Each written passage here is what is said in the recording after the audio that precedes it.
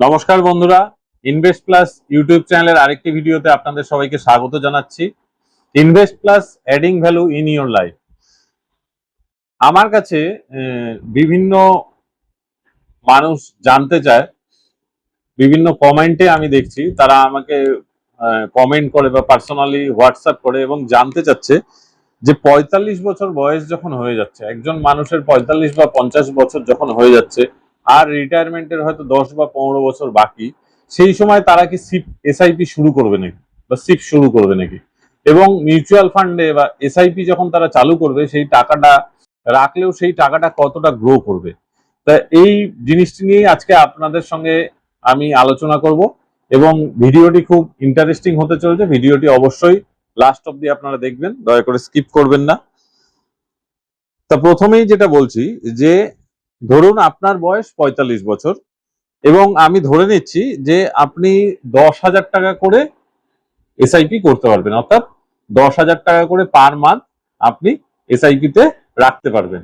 এবং এই রাখাটা আমি ধরে নিচ্ছি যে যেহেতু ৪৫ বছর আপনার বয়স, আপনি ১৫ বছর অবধি এই টাকাটা রাখতে পারবেন, অর্থাৎ আপনার যখন ৬০ বছর হবে ততদিন আপনি টাকাটা রাখতে পারবেন। এবার এই টাকাটা যখন রাখবেন আপনারা, তখন আমাদের কিছু জিনিস কিন্তু নজরে রাখতে হবে।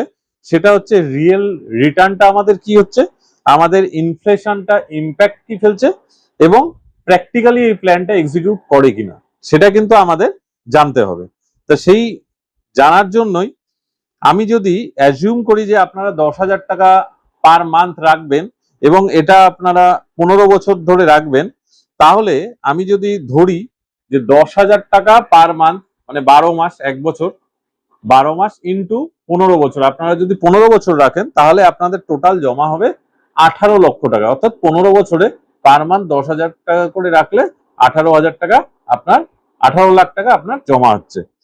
এবার সবসময় যেহেতু মিউচুয়াল ফান্ডের রিটার্নটা কোনো সময় গ্যারান্টেড হয় না, আমরা অ্যাজিউম করে নিচ্ছি যদি 10% হয় রেট অফ রিটার্নটা, তাহলে আপনার এই ১৮ লাখ টাকাটাই বেড়ে গিয়ে ৪২ লাখ টাকা হতে পারে। যদি ১২% রিটার্ন হয় তাহলে এই জমানো অ্যামাউন্টটা বেড়ে গিয়ে আপনার ৫০ লাখ হতে পারে। আর এটাই যদি ১৪% রিটার্ন দেয় তাহলে কিন্তু আপনার এই অ্যামাউন্টটা মোটামুটি ৬১ লাখের আশেপাশে হতে পারে। এবার এই জিনিসটা আমরা কিভাবে জানলাম, সবসময় মনে রাখবেন রিটার্ন কিন্তু 10% এর কমও হতে পারে, আবার 14% এর বেশিও হতে পারবে। সুতরাং আপনি 10% এর কম রিটার্ন হচ্ছে দেখে আপনি দুঃখী হয়ে গেলেন, বা 14% এর বেশি হবে শুনে আপনি আনন্দিত হয়ে গেলেন, কোনোটাই হবেন না। এটা একটা আমাদের ফার্স্ট যে 15 ইয়ার্স বা 20 ইয়ার্স এর একটা অ্যাজাম্পশন থাকে, বা আমরা যেগুলো প্র্যাকটিক্যালি দেখে আসছি তার একটা অ্যাভারেজ রিটার্ন যদি আমরা বার করি তাহলে 10 থেকে 14%, 15% এর মধ্যে রিটার্ন আমরা ক্যালকুলেশন করে ধরে নিচ্ছি। এবার এই রিটার্নটা আমরা যখন ধরছি তখন কিন্তু আমরা কতগুলো জিনিস নজরে রাখছি।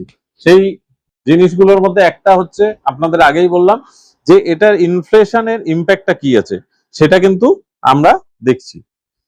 এবার রিটায়ারমেন্ট যখন আপনার ৬০ বছর হয়ে যাবে তখন অ্যাকচুয়ালি আপনার কত টাকা চাই। আমি যদি ধরে নিই যে আপনার মোটামুটি ১ লক্ষ টাকা প্রতি মাসে খরচা হবে, অর্থাৎ আজ থেকে ১৫ বছর বাদে আপনি প্রতি মাসে ১ লক্ষ টাকা খরচা করবেন, তার মানে আপনার বছরে কিন্তু খরচ হবে ১২ লক্ষ টাকা।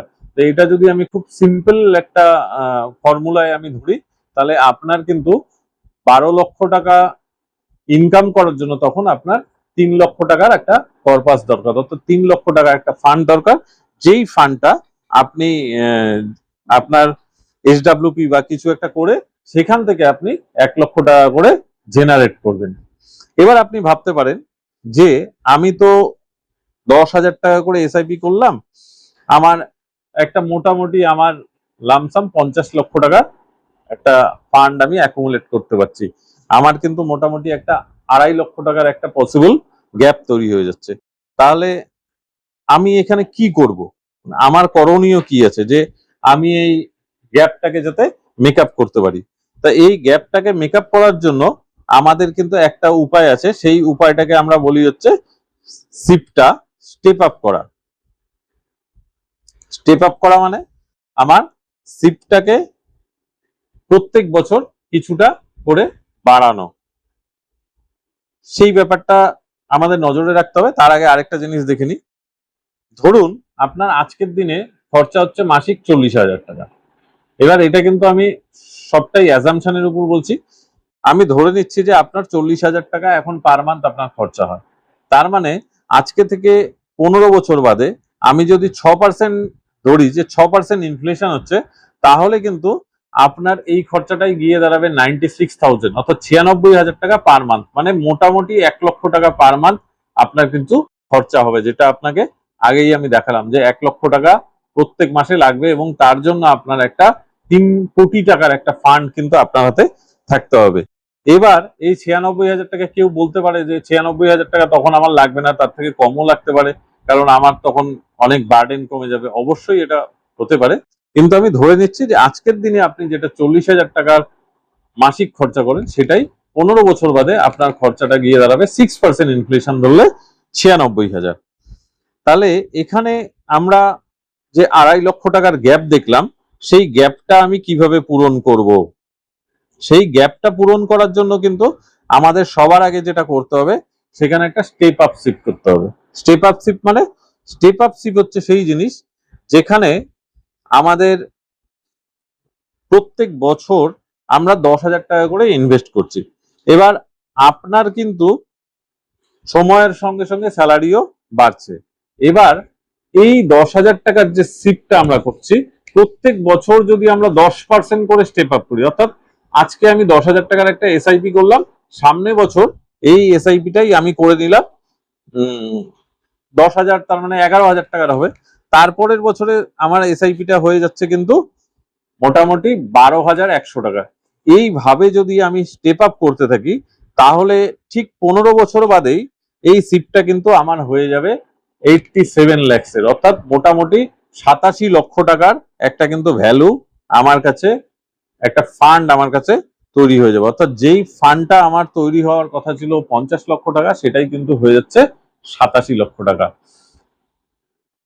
এবার এই টাকাটাকে আমার এসডব্লিউপি তে রাখতে হবে, রেখে কিন্তু আমার আস্তে আস্তে আস্তে আস্তে এখান থেকে কিন্তু খরচাটা বার করতে হবে, মান্থলি খরচাটা। একটা কথা অবশ্যই মনে রাখবেন যে যখন আমি এসআইপি করছি আমার ফিউচার প্রভিশনের জন্য বা রিটায়ারমেন্ট প্ল্যানিং এর জন্য, তখন কিন্তু এটা সবচেয়ে কার্যকর হবে যদি আপনার এনপিএস থাকে সঙ্গে একটা, বা আপনার সঙ্গে কোনো একটা সাপোর্টিং গভর্নমেন্ট পেনশন থাকে।